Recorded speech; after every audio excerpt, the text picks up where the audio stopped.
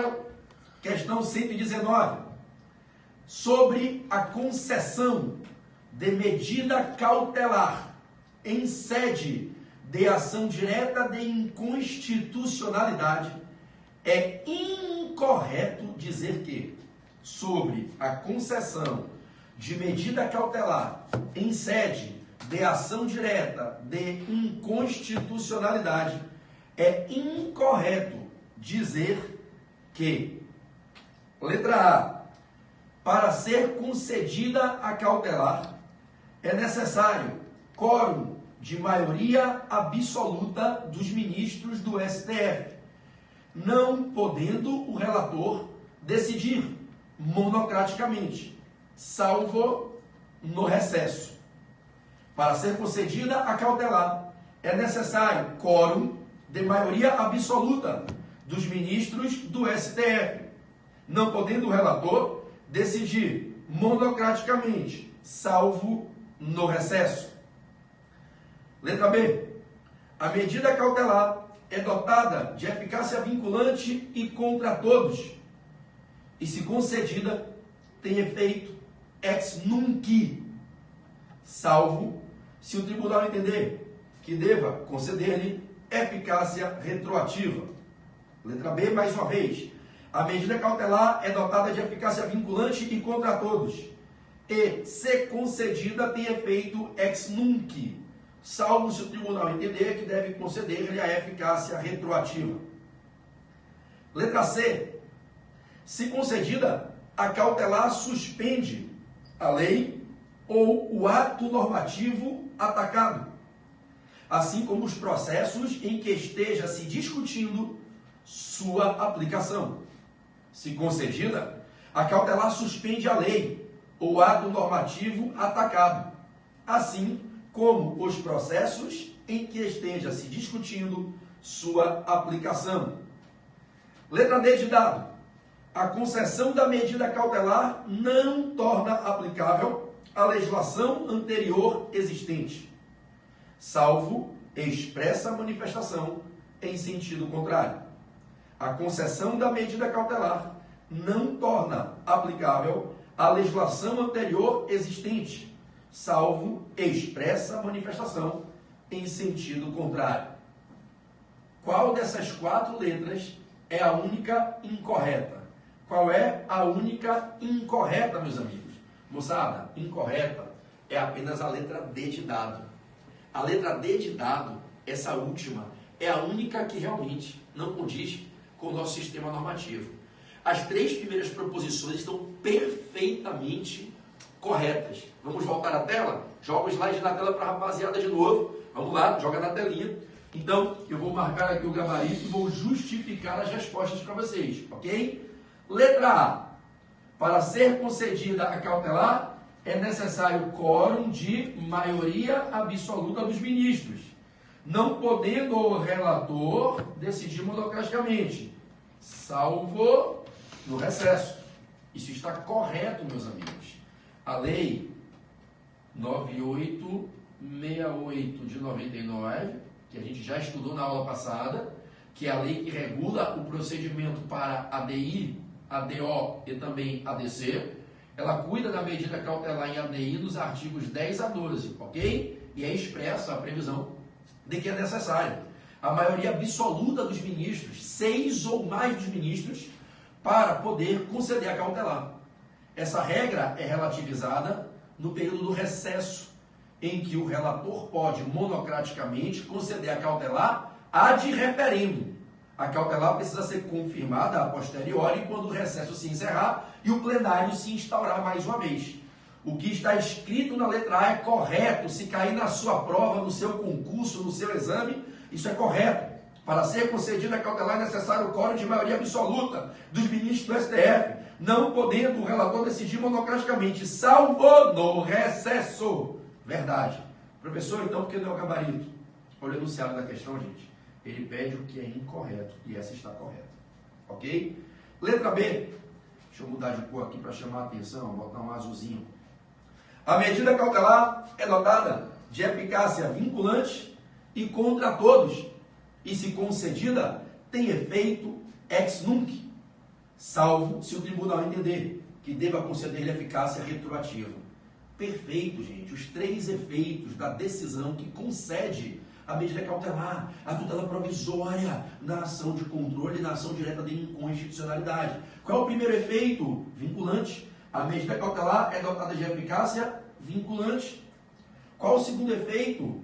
Erga omnes. Então, ela tem eficácia vinculante e contra todos, erga omnes. E se concedida, tem efeito ex nunc, prospectivo, dali para frente. Essa é a regra. A regra das cautelares, prestem atenção, é o oposto das decisões finais.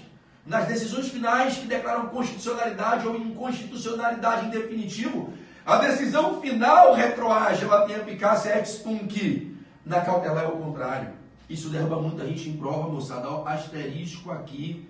A regra das cautelares é que elas vão promover os seus efeitos, produzir os seus efeitos de forma vinculante erga omnes, dali para frente, da data em que elas são concedidas para frente. Mas é claro que se o tribunal entender, e isso é excepcional, que deva atribuir o efeito ex tunc, poderá atribuir o efeito ex tunc.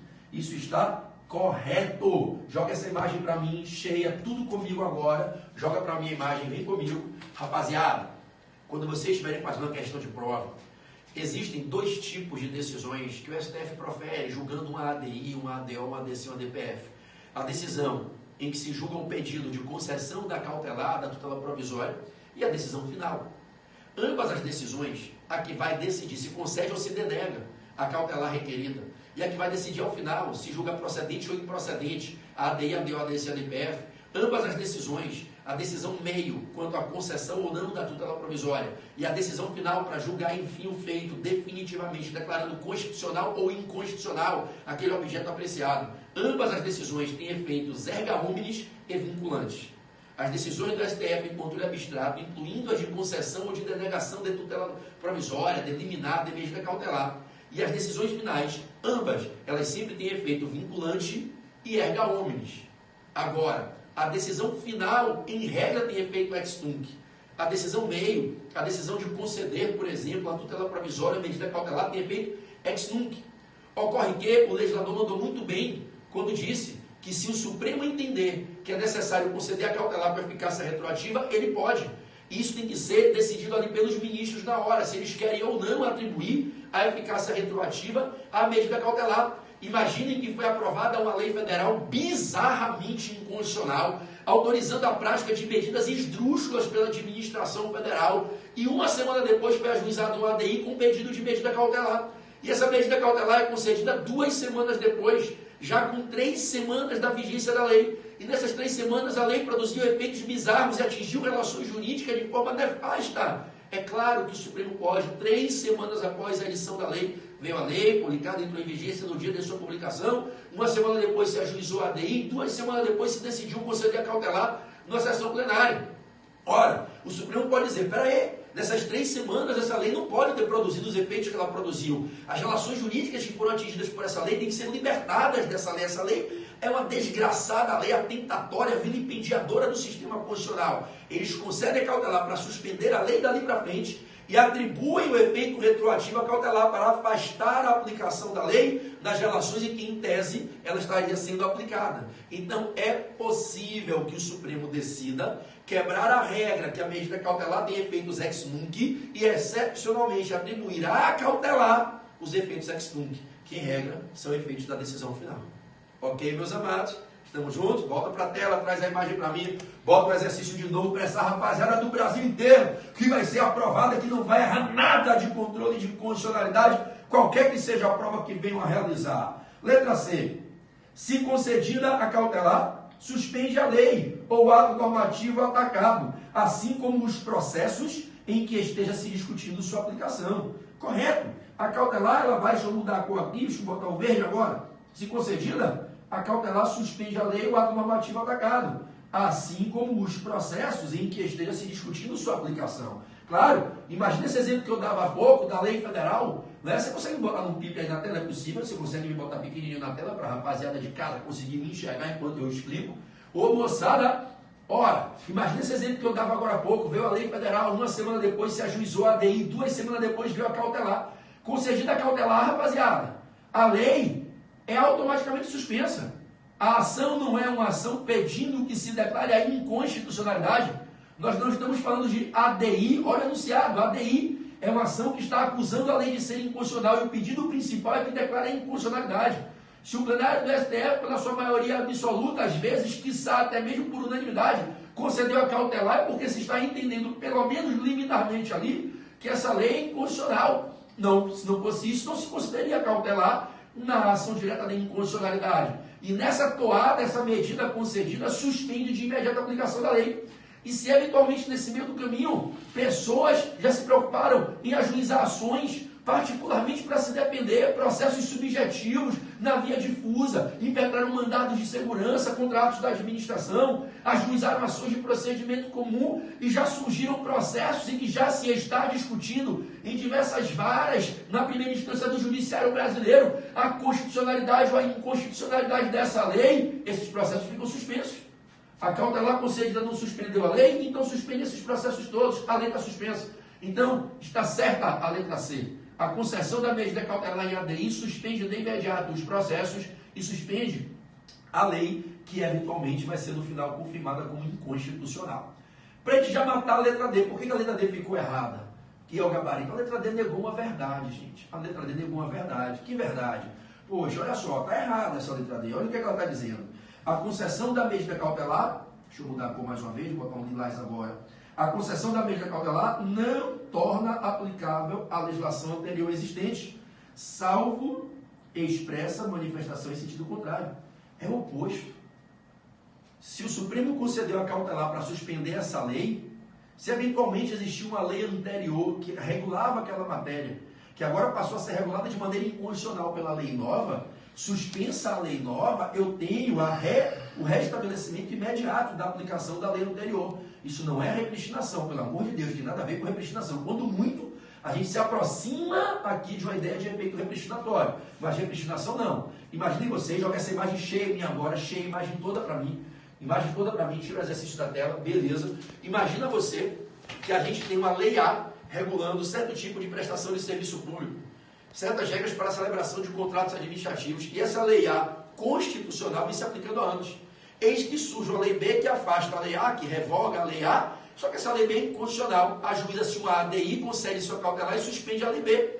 Eu não posso ficar sem disciplina das situações fáticas. A lei B que veio revogar a lei A está suspensa pela cautelar. A lei A se restabelece de imediato, salvo se o STF entender que não deve restabelecer a aplicação da lei A e entender que deve ficar um vácuo normativo ali.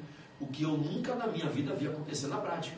Todas as vezes que eu vi até hoje o Supremo concedeu a cautelar em ADI, suspendendo a lei, suspendendo o ato normativo atacado, imediatamente se restabeleceu a aplicação da lei anterior, do ato anterior, que vinha regendo aquelas situações. É simples, eu tenho uma lei A regendo o fato X há anos. Aí se faz uma lei B que é inconstitucional para revogar a lei A. Ajuiza-se uma ADI em face da lei B. Se a lei B for declarada inconstitucional, cai a revogação que ela fez na lei A e a lei A volta a se aplicar. Então, com a concessão da cautelar, eu suspendo a lei B e restabeleço imediatamente a aplicação da lei A, que no fundo é o que viria a acontecer lá na frente com a procedência da ação. Então, o que é que ficou errado, ficou incorreto na letra D? Dizer que a concessão da cautelar em ADI não restabelece a aplicação da legislação anterior. Restabelece sim, e só se o Supremo excepcionalmente quiser, é que ele vai afastar esse restabelecimento. Então a regra é o restabelecimento imediato da legislação anterior, com a suspensão da legislação nova pela medida cautelar. Estamos juntos? Volta para a tela, joga o exercício, para a gente matar essa letra D aí. Então olha a letra D. A concessão da medida cautelar não torna aplicável a legislação anterior existente, salvo expressa manifestação em sentido contrário. Está errado. A concessão da medida cautelar torna aplicável a legislação anterior existente, salvo expressa manifestação em sentido contrário. Então, o que ficou errado foi isso aqui, ó, moçada. O não foi a palavra não. Isso foi o que ficou errado. Ok? Estamos juntos? Então, dou por encerrada essa questão maravilhosa, questão aguda, processo civil, processo constitucional, ADI, controle, tutelas provisórias e os efeitos das tutelas provisórias, das cautelares em sede de processo objetivo do Supremo, jurisdição constitucional abstrata, ADI, controle abstrato de constitucionalidade, processo objetivo. Top a questão, ok? Me tira da tela, pode me tirar da tela, devolve a imagem cheia para mim. Eu vou limpar aqui o slide, porque senão quando eu salvar para vocês poderem baixar o slide, ele fica manchado. Então deixa eu só apagar os rabiscos que eu fiz aqui, slide já limpinho, vou para a questão 120, joga na tela, questão 120, para essa minha galera linda de todo o Brasil, ok? Vamos lá, questão de número 120. Opa, joga para mim cheia, joga essa imagem cheia para mim. Eu acho que eu usei uma questão aqui, deixa eu ver, da aula passada, tenho quase certeza que essa questão 120 seria da aula passada. Não tenho certeza, que agora eu não me lembro, mas vamos lá. Se foi, vou fazer de novo, tá? Para a gente treinar mais uma vez. Me parece uma questão que eu fiz na aula passada, mas pode ser que não. Então vamos lá, joga 120 na tela. Se for repetida, você vai mais uma vez comigo, o treinamento não prejudica. Vamos lá? Sobre a concessão de medida cautelar em sede de ação direta de inconstitucionalidade, é correto dizer que, letra A, o relator, julgando indispensável, ouvirá o advogado-geral da União. Essa questão é nova. Olha que pegadinha desgraçada. Essa questão parece com a da aula passada, mas não é não, meu irmão. Que questão ninja. Vamos de novo. É sobre a cautelar. Sobre a concessão de medida cautelar em sede de ADI. É correto dizer que o relator, julgando indispensável, ouvirá o advogado-geral da União e o procurador-geral da República no prazo de 5 dias. Letra B. O relator, julgando indispensável, ouvirá o advogado-geral da União e o procurador-geral da República no prazo de 3 dias. Letra C. O relator, julgando indispensável, ouvirá o advogado-geral da União e o procurador-geral da República no prazo de 15 dias. Letra D. O relator, julgando indispensável, ouvirá o advogado-geral da União e o procurador-geral da República no prazo de 10 dias. Moçada, olha que pegadinha desgraçada. Joga essa varistinha para mim para poder dar a resposta. Aqui não é a participação do AGU e do PGR para a decisão de mérito. Aqui é para decidir se concede ou não concede a cautelar. Olha que pergunta venenosa, a maldade está no enunciado da questão. Porque a gente aprendeu na aula passada que o AGU tem 15 dias para se manifestar e o PGR também. Primeiro o AGU, depois o PGR, lembram? Lembram que as 3 autoridades que falam, lembram? Primeiro fala a autoridade responsável pela lei editada.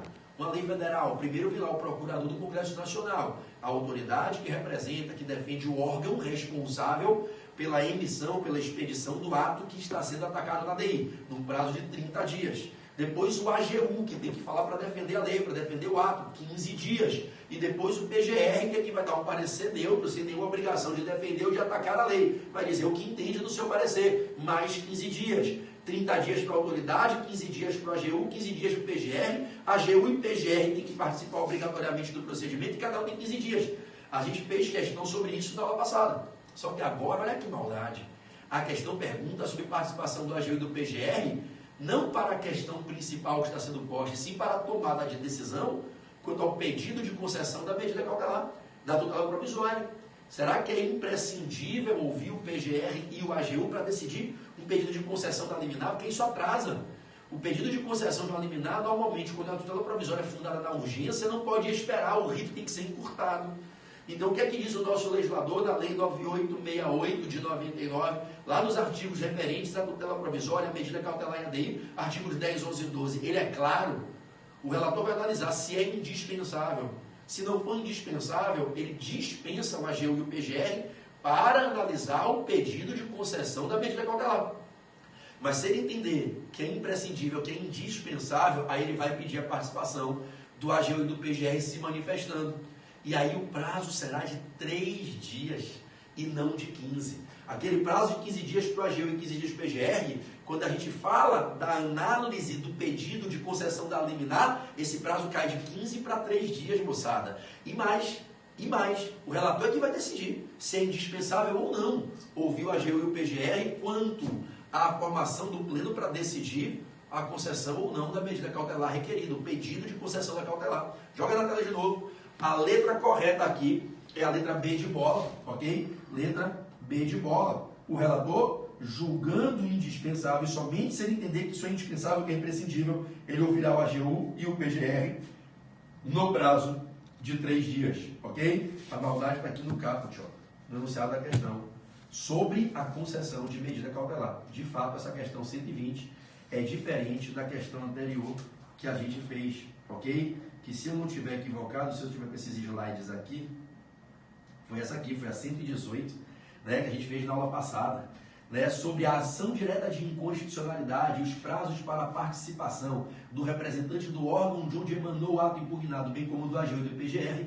É correto dizer que o representante deve se manifestar em 30 dias e após ele o AGU e o PGR nessa ordem, cada um com 15 dias. Letra A foi a questão da aula passada, a questão